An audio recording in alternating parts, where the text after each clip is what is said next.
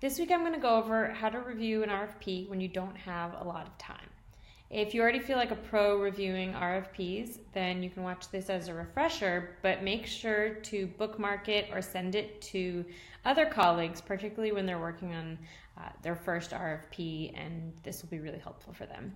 I remember when I was first getting started, I would get an RFP and then go to a proposal meeting maybe like an hour later and realize that others in the room already had figured out the key components of the RFP, and I was, on page 8, and I still didn't know what this was all about. And then I realized that they had done a rapid review of the RFP, and I was trying to read it cover to cover right away. And you do have to review it cover to cover at some point, but you want to do a rapid review at first so that you can quickly digest, what we've got going on for the next month or so before you have to submit your proposal. So we start with the cover page, and usually we see on the cover page things like, deadline for questions and the closing date. The closing date is obviously such a critical one, and in this case, it's nice because you can look at it and see, okay, we've got quite a bit of time. You might sometimes see the value of the proposal if USAID is giving that, the type of contract, which we've got cost CPFF right here, and then sometimes you'll see the term of the contract, or if it's base with option years or things like that. So then I go to section M, and in this case it's actually already bookmarked by USAID. So when I'm looking at section M, I'm really thinking about the strategy of our proposal and whether everything we've done to prepare is going to put us sort of in a competitive position, right? So what matters to USAID and whether we've prepared in that direction. Sometimes you might find things like personnel is the number one selection criteria, and then you want to obviously give your personnel like a really deep review.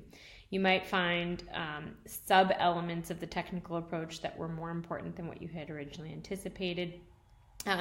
So when I'm looking at section M, I'm really thinking about, have we prepared adequately? Do we have the right personnel? Do we have the right partners? And is there anything that we need to kind of dig into quickly to make sure that we're strategically prepared for this proposal? So then after section M, I go up to section L, and L has a lot of stuff in it, but what I'm really looking for is the part that goes over the instructions for the technical volume. And that is everything from some really practical stuff like how many pages it's going to be in the font, to an outline of all of the different annexes or other required sections. This section L is really about like how are we going to be using our time and our resources from now until when this proposal is due.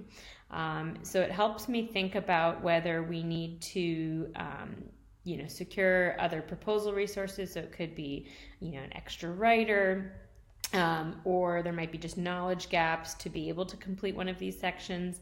And then also how we're going to use our time, like 25 pages versus say a 60-page technical volume.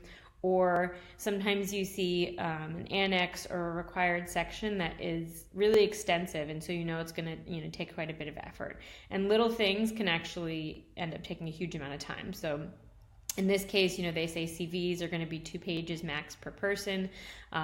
So I'll double check, how many people are we talking about. Every once in a while, you come up with an RFP that has, CVs for 30 people that are going to be submitted. And so that's a lot of CVs that need to be produced. And those little things can really, kind of take quite a bit of time. So what I'm thinking about in section L is really how we're going to be spending our time and whether we have all the resources to get this proposal done how we need it. And making sure that any unique requirements that we have someone or a body of knowledge that's going to be able to get us to that goal, to the final product. So then after section L, I go all the way up to section C. And C, which is the scope of work, it can be a lot of things. Sometimes it's really, really extensive, and sometimes it's fairly simple or straightforward. So what I'm looking for are clues from USAID on what this project is ultimately going to be doing, right? So I see these are all kind of cross-cutting elements that are important to USAID, sustainability and private sector engagement and gender. So hopefully those are things that we've already researched.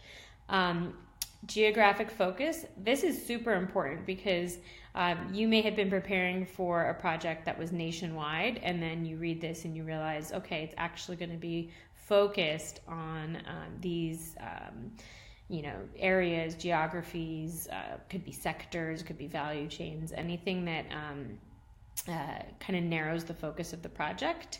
And then you want to also see about things like the specific components or objectives, or however the project is structured. So how many components do they match to what we've planned for? Or is there, a surprise objective or component that we need to start researching quickly? And then within those components, are there illustrative activities? Are there required activities? And are there targets or other outcomes that we need to be aware of that will tell us a little bit more about the substance of the project, but also kind of the order of magnitude of the project. So if you're talking about a project that is targeting a certain number of beneficiaries, that will give you a sense of how large the program is. If they say we're going to target 10 million beneficiaries versus 100,000 beneficiaries, it'll give you a sense of how big this project is going to have to be. Activities, illustrative or required activities, are really important because illustrative, oftentimes we end up including them no matter what, right? But the required, obviously you have to include them, and you want to think about how does that fit with your current partner structure. So do you have the right partners, or your staffing strategy? Do you have the right staff to fulfill all of those illustrative or required activities? So that's my really quick review of an RFP. Like I said in the beginning, you're still going to review it cover to cover. You absolutely have to. And there's a lot more details in the RFP that you want to be sure you're reading very closely so that you don't miss any other requirements. But this quick review should get you started in your first couple of days so that you know how you're going to get to that final product, which is hopefully winning proposal. All right, see you next time. Bye.